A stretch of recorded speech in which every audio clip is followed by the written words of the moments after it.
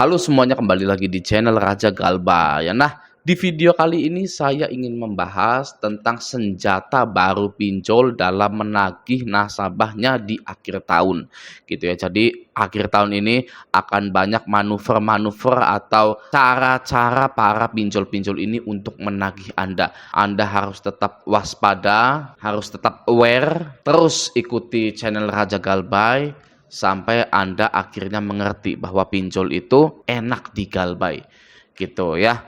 Nah, di sini saya sudah mendapatkan penagihan yang dikirimkan oleh anggota grup Facebook Raja Galbay. Penagihannya itu cukup membuat para galbayers ini goyah mentalnya gitu ya. Nah, itu jangan sampai. Di sini saya ingin menguatkan mental Anda.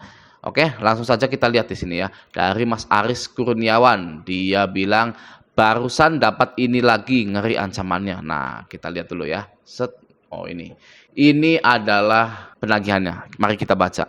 Tindak pemalsuan data masuk pasal 35 dan pasal 51 ayat 1 UU ITE dengan pidana maksimal 12 tahun atau denda paling banyak 12 miliar. Hindari hal ini, silahkan perpanjangan. Untuk para yang nyubi-nyubi atau baru 3 bulan, 4 bulan, ini ya deg-degan nerima ini gitu kan, pikiran gitu kan, makan gak enak dan lain-lain. Nah, banyak sekali penagihan-penagihan pinjol yang ibaratnya paragraf atasnya itu mengerikan, lalu paragraf bawahnya itu lucu gitu ya. Seperti ini ya.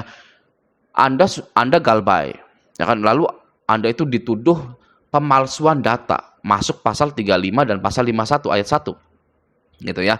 Nah, ibaratnya Anda itu sudah melakukan hal kriminal. Anda sudah kriminal, Anda sudah bersalah. Harusnya Anda itu sudah di penjara misalkan gitu ya. Nah, tapi kata pinjol ini Anda tidak akan dipenjara jika perpanjangan hutang.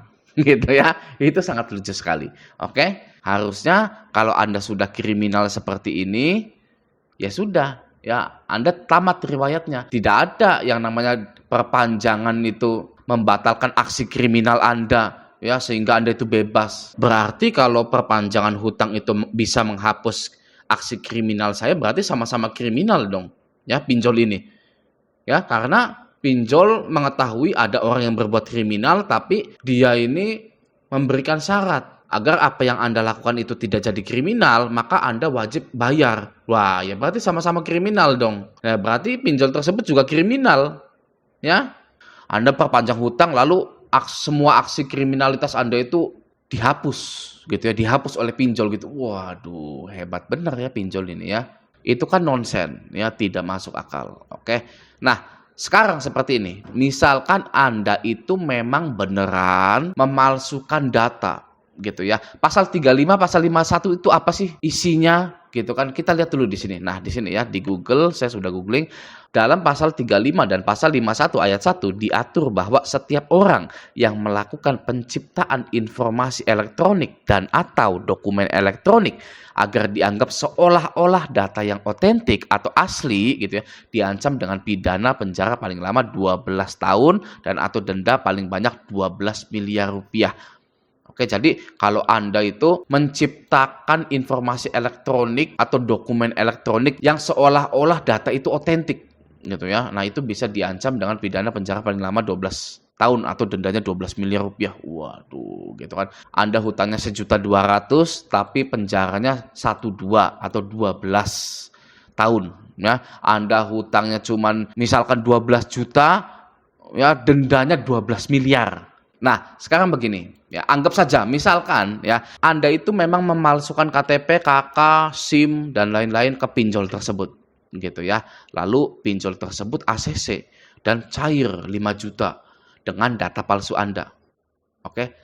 Sekarang yang salah siapa? Nah, menurut pribadi saya yang salah itu ya perusahaan pinjolnya. Ya, karena tidak bisa memverifikasi KTP asli. Oke. Tidak bisa memverifikasi KK asli.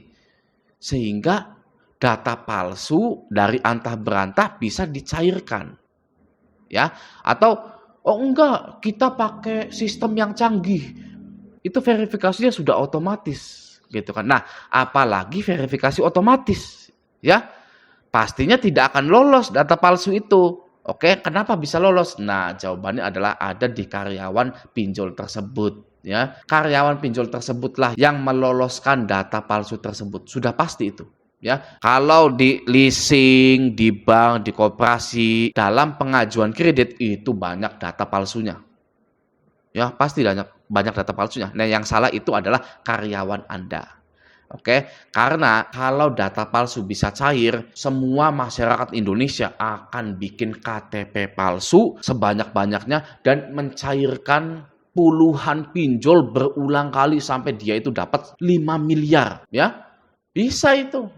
Sudah dapat 5 miliar, palsuin KTP lagi gitu, dapat 5 miliar lagi. Ya, kaya. Ya, orang yang tadinya nggak mampu jadi waduh, ya orang miskin ya jadi kaya raya tinggal beli KTP palsu aja. Ya kan? Yang artinya ini kan bullshit seperti ini. Boro-boro data palsu di ACC, data asli aja belum tentu di ACC oleh pinjol itu. Ya kan?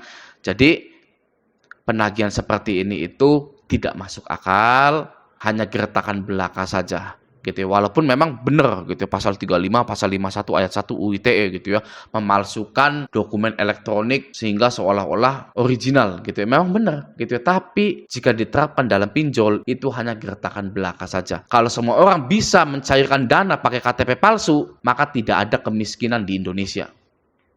Ya, tidak ada kemiskinan di Indonesia karena semuanya dapat uang dari pinjol miliaran. Nah, tapi permasalahannya begini, Bang. Saya ini KTP-nya asli, mengajukan ke pinjol. KTP-nya asli, KK-nya asli, NPWP-nya asli, SIM-nya asli gitu ya. Tapi ketika mengetikkan alamat di aplikasi pinjol tersebut, saya mengisikannya itu tidak sesuai gitu ya. Alamat kantor juga tidak sesuai, nomor kantor juga tidak sesuai. Itu gimana, Bang? Nah, kalau seperti itu sama saja ya, yang salah pinjolnya karena tidak memverifikasi dengan benar ya. Sama saja dengan memalsukan KTP. Kalau bisa memalsukan KTP dan cair, ya sudah beli saja dokumen palsu ya, lalu cairkan pinjol sampai 5 miliar. Ya kan, yang salah siapa? Pinjolnya tetap saja.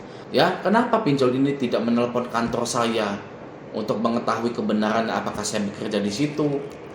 Kenapa pinjol ini tidak mensurvei saya gitu kan ke rumah, apa benar tinggalnya di situ gitu kan? Udah tahu KTP-nya alamatnya misalkan di desa A, tapi calon nasabah ini mengetikkannya di desa B, lalu cair gitu kan. Yang salah siapa? Yang salah pinjolnya lah tetap. Makanya penagihan-penagihan seperti ini itu tidak ada lanjutannya ya, penagihan-penagihan pemalsuan dokumen dan lain-lain itu tidak ada lanjutannya dari dulu ya, karena ya nonsen, tidak masuk akal. Sebuah lembaga badan pembiayaan yang meng-ACC data palsu lalu memperkarakannya ketika nasabah ini tidak bisa bayar. Ya, yang nggak masuk akal seperti itu. Semua badan pembiayaan seperti bank, leasing, koperasi itu akan memverifikasi Anda dengan sungguh-sungguh ya, agar tidak ada data yang palsu. Ya, sekali lagi, penagihan seperti ini itu tidak ada lanjutannya. Yang ancaman penagihan pemalsuan dokumen, pemalsuan data itu tidak ada lanjutannya dari dulu sampai sekarang. Karena itu salah pinjolnya. Nah, semoga di akhir tahun ini kita lebih aware lagi, lebih sadar lagi akan gertakan-gertakan dari DC tersebut, sehingga kita tidak melakukan hal-hal yang tidak diinginkan. Jangan sampai hal-hal kriminal atau merugikan diri sendiri hanya karena pinjol itu terjadi pada diri kita. Ya, kita wajib selamatkan diri kita, selamatkan harta benda kita, dan selamatkan ekonomi kita. Ya, selamatkan diri kita dengan cara tidak meladeni penagihan dari DC, ganti nomor kalau bisa, lupakan pinjol Anda. Ya, selamatkan harta Anda dengan cara tidak menjual apapun untuk membayar pinjol, tidak menggadaikan surat tanah, BPKB motor, BPKB mobil hanya untuk bayar pinjol. Ya, selamatkan harta Anda. Yang ketiga, selamatkan ekonomi Anda dengan cara berusaha kerja lebih giat lagi untuk membangun ekonomi keluarga yang selama ini Anda idam-idamkan gitu. Oke ya, nah semoga video ini bermanfaat. Sampai jumpa di video selanjutnya.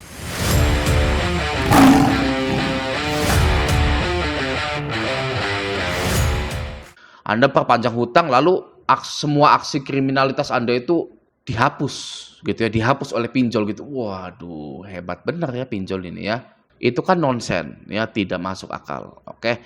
Nah, sekarang seperti ini. Misalkan Anda itu memang beneran memalsukan data gitu ya. Pasal 35, pasal 51 itu apa sih isinya gitu kan? Kita lihat dulu di sini. Nah, di sini ya di Google saya sudah googling